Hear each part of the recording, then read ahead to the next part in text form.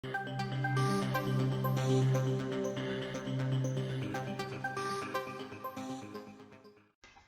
guys, and welcome to the Gamer Nerds YouTube channel.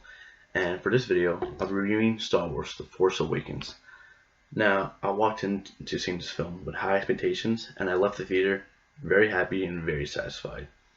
Disney and Abrams, they knocked it out of the fucking park, guys. They brought the magic back in Star Wars.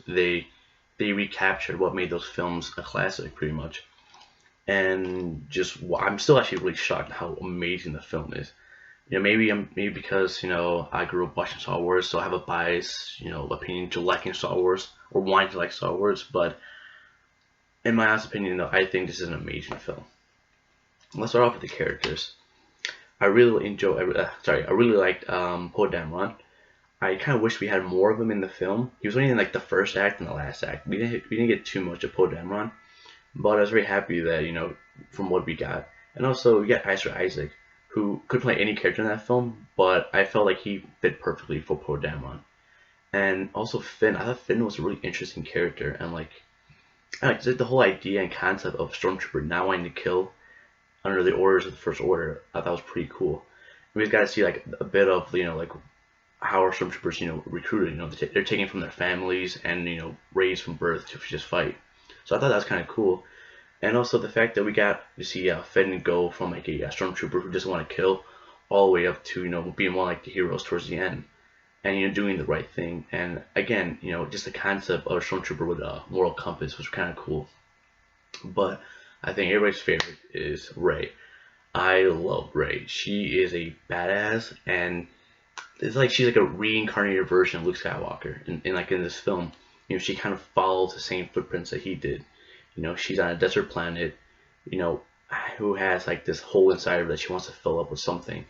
And, soon enough she gets carried away in this really insane adventure. So I thought, it's so matter, and also the fact that like how powerful she became towards the end, I thought was really cool. And I'm not saying that she became too powerful. I felt that, because a lot of people are saying that like she was too powerful in the film, but people got to keep in mind that, she was captured, she did get hit. So she's not, an almighty god, she can still get hurt. But it's just like the way her character was into the film, and also like that one scene of her holding Luke Skywalker's, or Anakin Skywalker's lightsaber, it just felt right. It felt perfectly right in the Star Wars universe. And also the villain Kylo Ren. I really enjoyed Kylo Ren. I know a lot of people have like mixed opinion about him, but I kind of enjoyed him because he was a Darth Vader wannabe, but he just wasn't up to his level. And seeing him kind of just act in the way he did was kind of cool. Like, there's one scene in the film where Rey escapes and he takes out his lightsaber and he starts bashing into the walls, pretty much.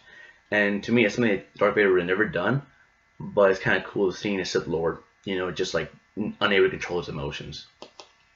And also, I did not see the fact that he was Han Solo's son coming at all. My personal theory was I actually thought he was a clone or like some kind of like engineered thing from like Darth Vader.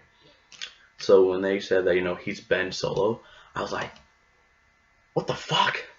But that's not even half of it, guys.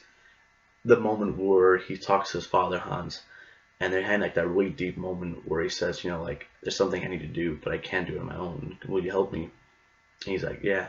And he fucking just stabs his father in the chest.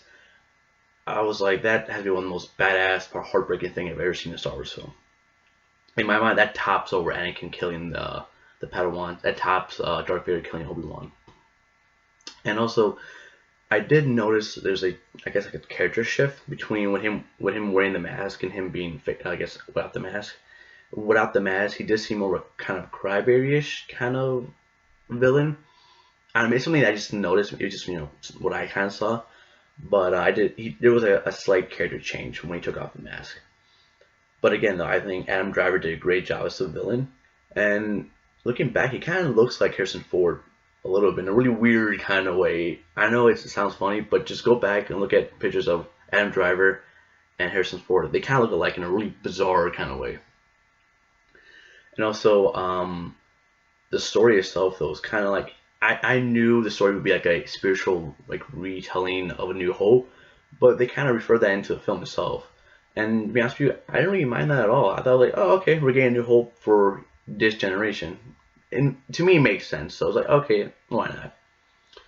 But the one issue I kind of have with the film, it's something really minor, but it did bother me a little bit, was how useless Captain Phasma was. I'm sorry, they butchered that character. That character was pointless. That character, like really, really, like you have a great actress, from a great TV show, Game of Thrones, and you're not gonna give her one fight scene. Really, not even one fight scene, guys. Come on. I just felt her character was just a waste of time and just too easily overtaken. You mean Chewie grabbed her and like threw her in a computer lab? Really? That's like the one gripe I had in this film, though. But again, something really minor.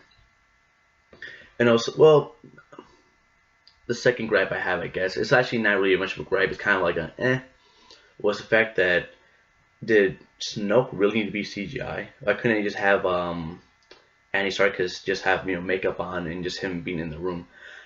But again, though, I don't like my villains being CGI, so that's a personal taste. So that's another thing that kind of did bug me a little bit.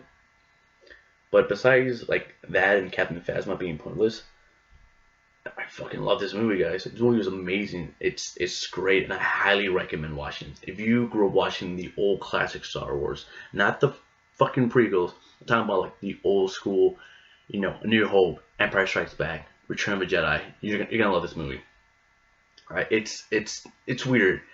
It's like I can't even believe they even pulled this off. By the way, Disney, they recaptured the magic, and words can't describe how I feel about this film. So that's why I'm like just like I'm mumbling around. But I recommend it, and I'm looking forward for episode 8 and episode 9. I don't know where they're gonna go, but hopefully we get Luke Skywalker, because even though we got a small 3-minute cameo of Luke Skywalker, I was like, I'll be okay with that. As weird as that sounds, I was like, oh, okay, that's all we have him. Okay, because up to that point, every time they brought back an old character or like a nod to the classic era of Star Wars, it just felt right. Like that one scene where Rey is running and like, oh, that ship is a piece of junk, and then their ship blows up and the camera pans over to Millennium Falcon. That was perfect. I was clapping on that scene. And then when they brought back in Han Solo and Chewie in, again, perfectly done. And then the way they brought in Leia was such like a heart wrenching moment. It gave me a tear in the eye. I'm not gonna lie, give me a tear. So when they brought back Luke, the way they brought back Luke, and for being so brief, it seemed right. It's weird. I don't know how to describe it. It seemed right, and it gave us a great final shot of just Rey giving him his original lightsaber back, and it just in my mind tied the entire film and like the message of the film together. It's about a new generation, looking back in order to go forward. So that's my review, guys, for thegameofnerds.com. Leave a comment and forget to follow us on Tumblr and Twitter.